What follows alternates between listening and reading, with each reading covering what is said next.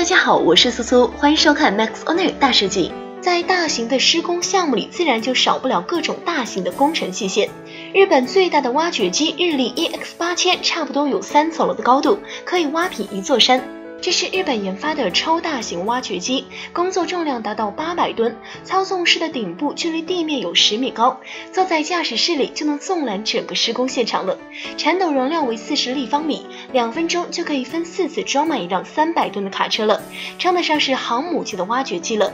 它的最大行走速度为每小时2公里，由于太大没有办法开上路，所以必须要分散运输到工地，而这些零散部件都能装满23辆运输车了。从运输到组装都要花费2个月的时间才能完成呢。它还配备了2台康明斯 QSK60 发动机，总功率达到2800千瓦。在研制该挖掘机时，应用了很多最新技术，光是传感器就有60多个。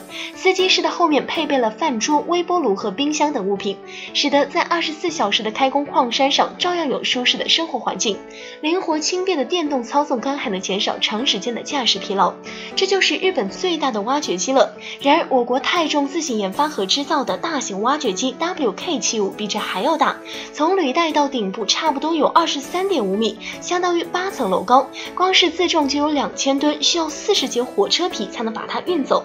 它的面积比一个篮球场还要大，但是灵活度超出一般人的想象，每小时的采矿能力可以达到12000吨以上。有人呢就预测它那超大的铲子能容下300人。这么看来，我国的挖掘机是不是更有一些呢？视频元素来自 QB House Hong Kong， 由 Max Owner 创意公园剪辑制作。